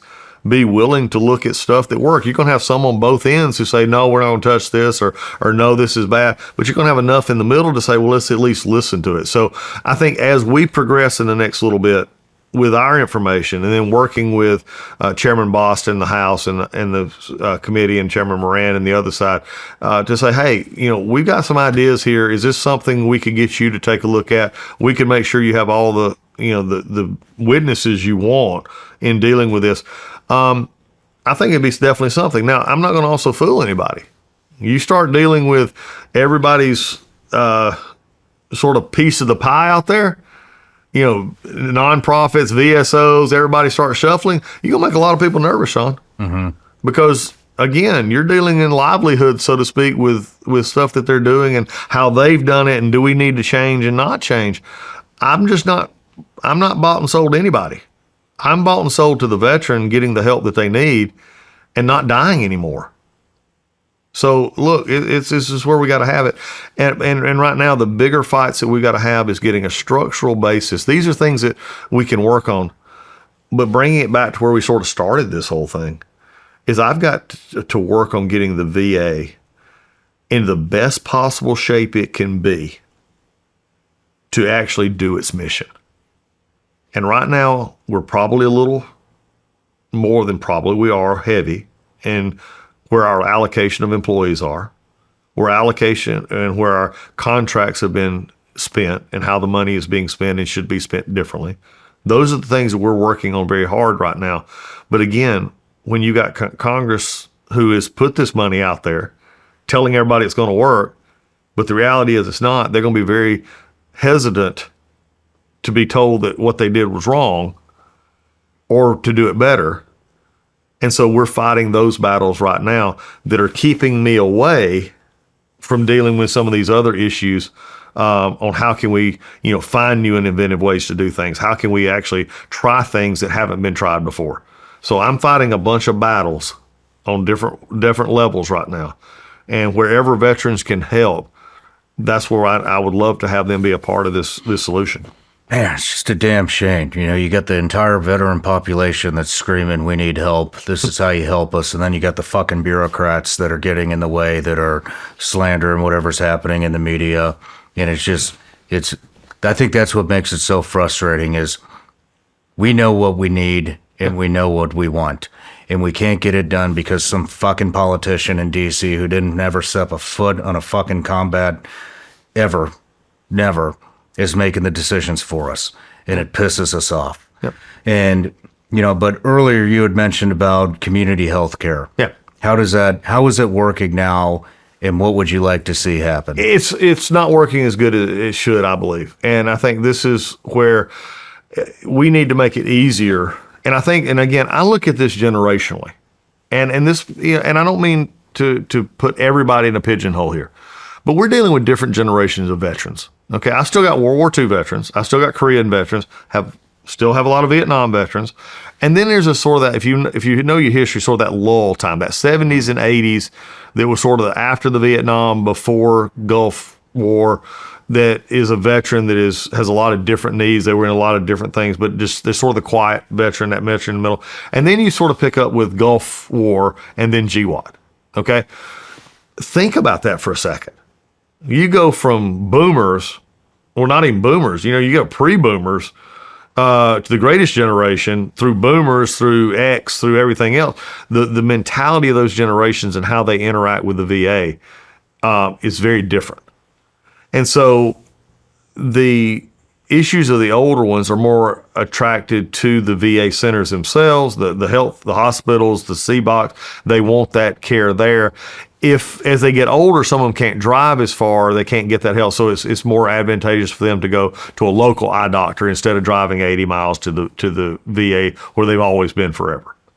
That's a help. But then you get into that Gulf War GWAT veteran who has visions of the VA from their moms or dads or from others from the Vietnam era, which they don't want any part of that. But they want still the help, especially if they're struggling with financially or something else. They want to have the health care that they need. And by the way, we've got to do a better job. I'm going to take a little turn here for a second. We've got to do a better job at preventive health for veterans. We don't do a very good job at this right now. We're trying, but I've talked to our folks. So like my generation and others, that we have the issues of healthcare, mental health, but just the basics of getting our diabetes under control. Make sure we're still eating right. Make sure we're doing the things that run our cost up long term and also take away quality of life. If we can do that in the VA system, then we're going to not only save money, but we're also going to help people, in the long run too, from losing fingers, losing arms, especially the diabetic stuff. We're 2.5 more times than the average population for diabetes. We're much more high propensity for hypertension and blood pressure, cholesterol, those kind of things. Those are areas that we got to fix. But if they're not willing to go into the VA to get it, or have been turned off from the VA as you have, then the community care needs to be accessed, in my opinion, more readily. Now, the first thing I'm getting accused of, Shawn, and I can tell you right now, somebody listening right now, they say, Doug wants to privatize the VA. No, I don't. VA will always be there for folks to get care. And one way or the other, it's always going to be there. We're not privatizing anything if I'm paying the bill for you to go to a local doctor that you feel comfortable with and get the care that you need. That's not privatization. That's simply being smart and also following the law. The law says we're supposed to. But yet, we've also got to deal in the realities that in some of our areas, the private healthcare, public healthcare, the public hospitals have as much of a problem with finding doctors and nurses and all as we do. And so, like I know down in our part of the world where I'm from in Georgia, the wait time for mental health and for psychiatry and some of the stuff like that in the private sector is actually longer than it is unreasonably than it is for the VA.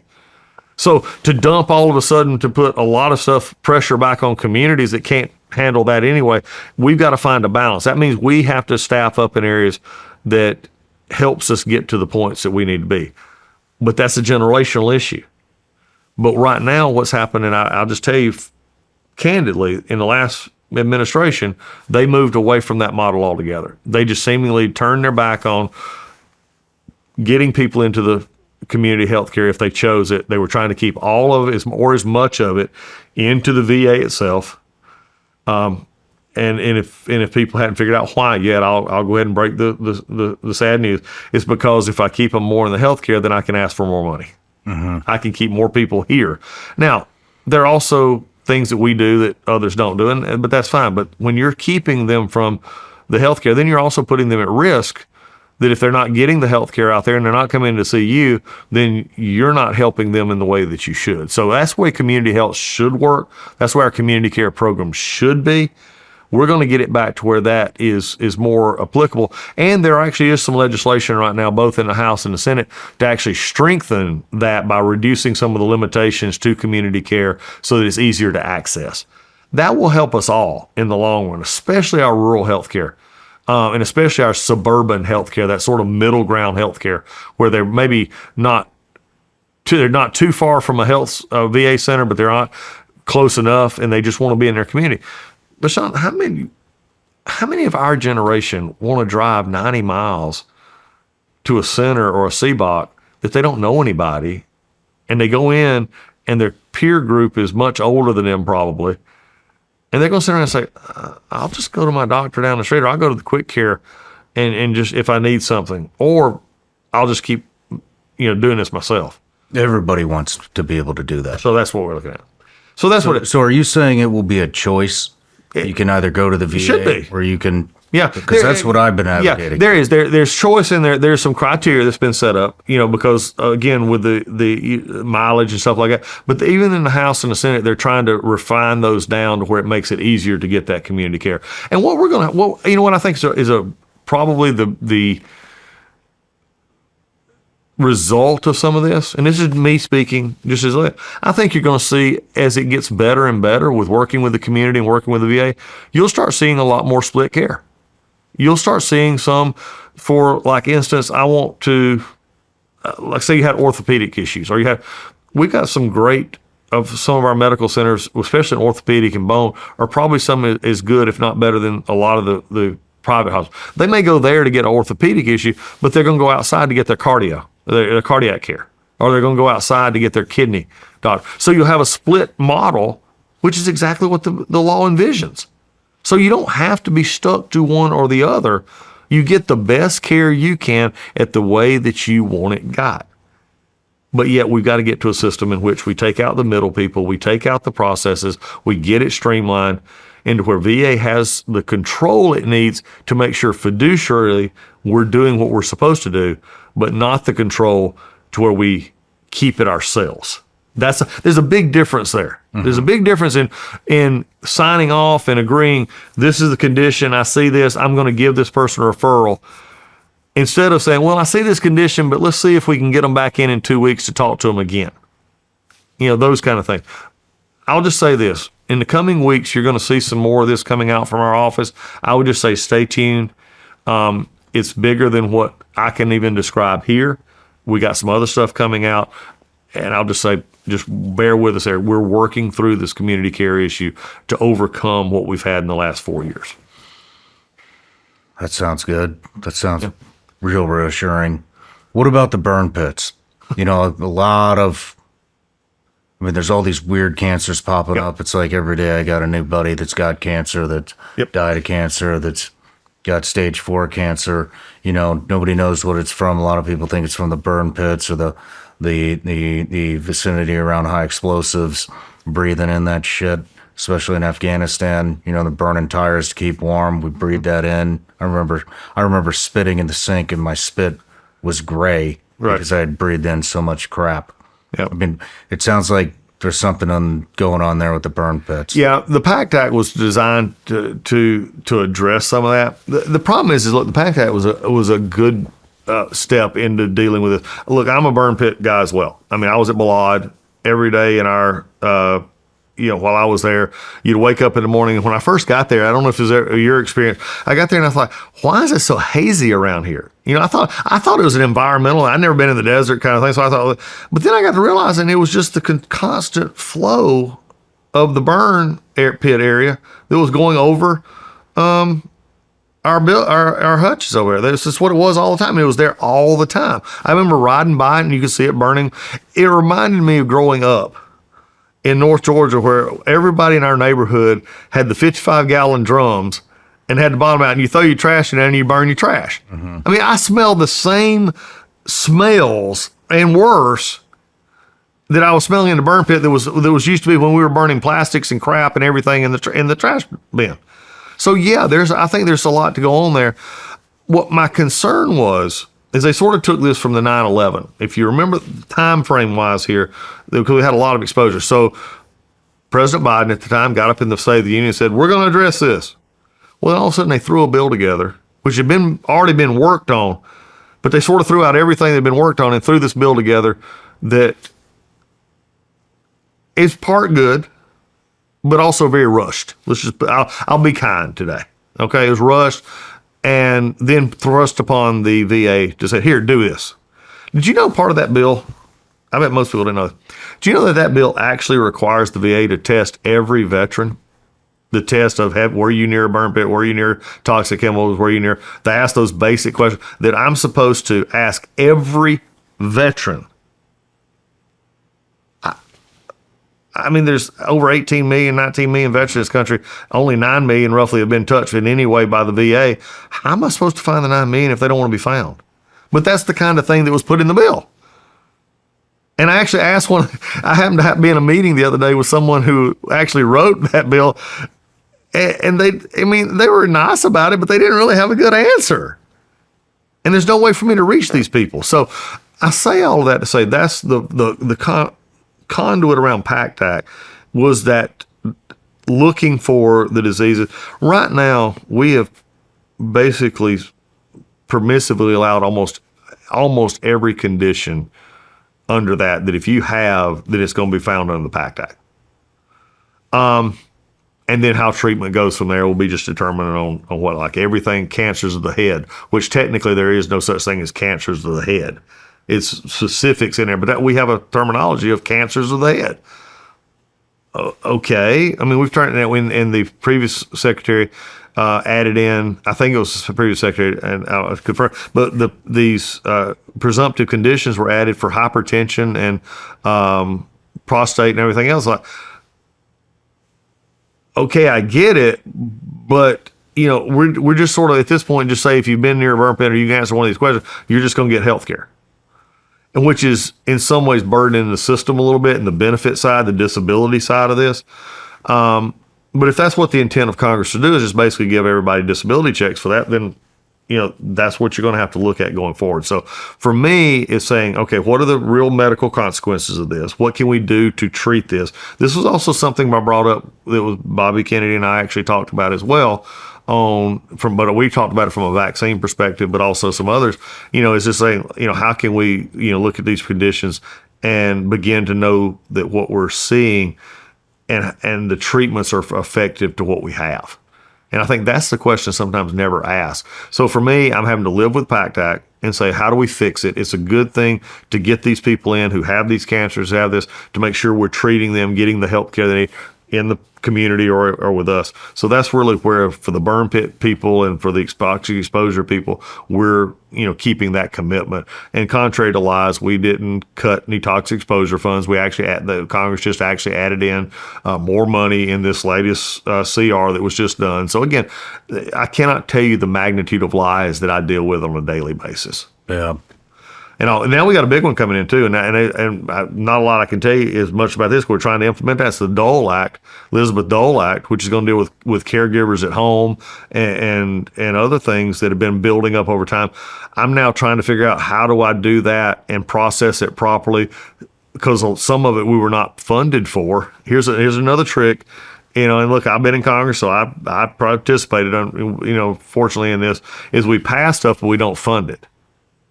And so we just expect the VA, which, by the way, you're complaining about how much money we have now, and you complain, but now you're telling me to do something that could be literally billions of dollars, and I'm having to find the money.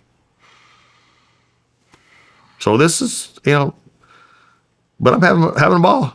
It sounds like it. Because I believe in what I'm doing. So with all these cuts, was it 83,000 jobs right now are on the line at the VA? There's about 15%, so give or take around, that's what we're looking at. And so that money that's going to those jobs, that just won't disappear. That will get reallocated into something else like healthcare. Yeah, that will be what we fight for, is to get it reallocated. Some, if you get to the point, probably would go to something differently. I'm not going to say all will just stay in. All that will, especially with what we got going on, that might be my preference. But again, also is the workforce slimming and the monies that we can spend going to where it needs to go. And I think that's going to be the big key for us, is making sure that. Now, again, one of the things is Congress, again, holds the purse strings. So, in actuality, they are the ones that pass the budgets and put the monies in there and everything else. So we've got to make the decisions so that we do have cuts. We do have things that don't continue on in our budgets. Because the one thing we've not talked about, and we've had senior military leaders and others, our national debt and deficits are a national security issue. Mm-hmm. And we can't keep going the way we're going in this. The VA will always be one that's going to probably be looked at is to make us as efficient as we possibly can. And we're going to do that, and we're going to do our part. We're already well ahead in working that way. But also, I have to be, as I've told our staff many times, I've told, worked at the White House and everybody else, is I said, look, we're going to do it in a measured way, because at the end of the day, I'm dealing with people. I'm the only agency up there that has to deal with cuts, but actually also has to look at doctors and nurses and families in the face and say, we're taking care of your health care.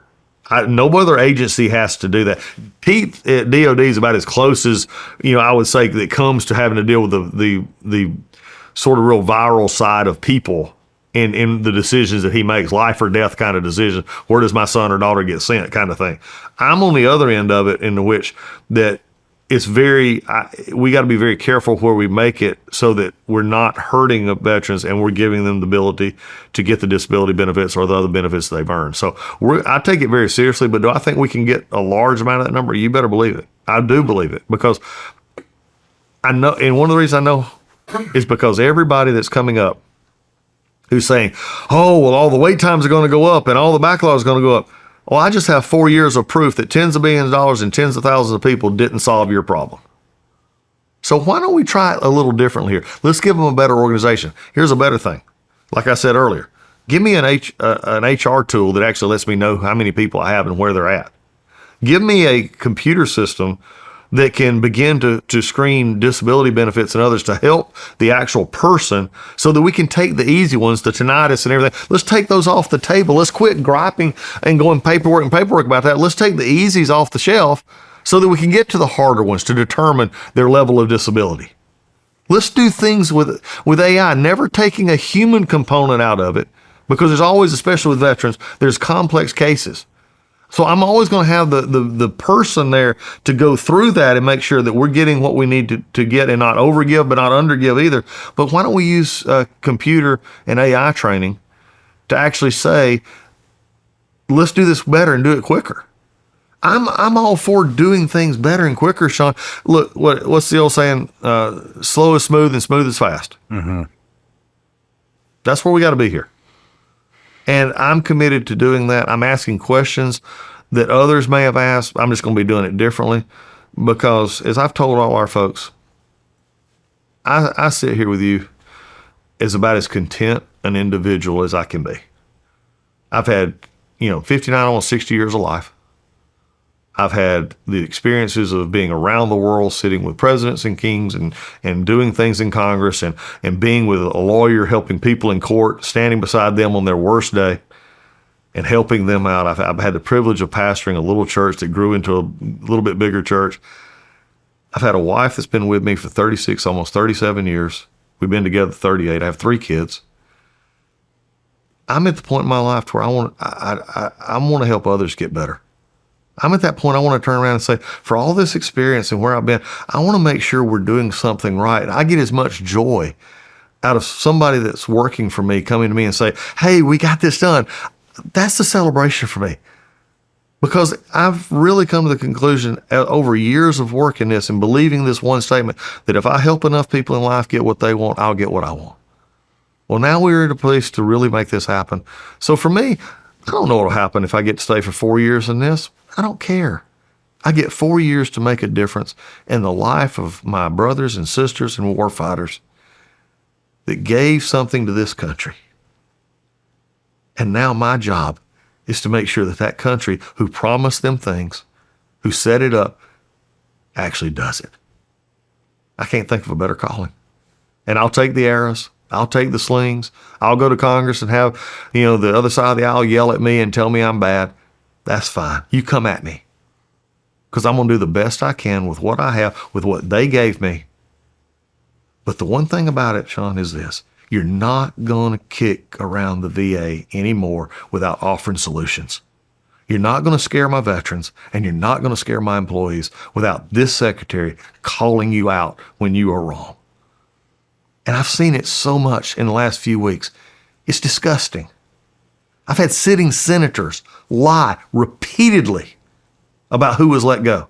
I've had sitting House members and senators lie repeatedly about, as I said earlier, appointments getting put off, surgeries getting put off, delays are already going up. It's been 3 weeks when 2,400 people who never touched any of those things were laid off, and you're telling me this is the problem? Where have you been for 10 years when GAO says that we're as screwed up as we have been? Mm-hmm. Don't tell me that anymore. We may not get everything I want to get accomplished. I may not be able to help every veteran, but we're damn sure going to try. Because it's not going to happen anymore. Tired of it. Good for you. I think that's the perfect place to end this, and I'm glad you're in there. I hope these changes happen. Buddy, I'm looking forward to with folks like you and others, we're going to make it happen. Perfect. Thank you. Appreciate it. Thank you. Thank you.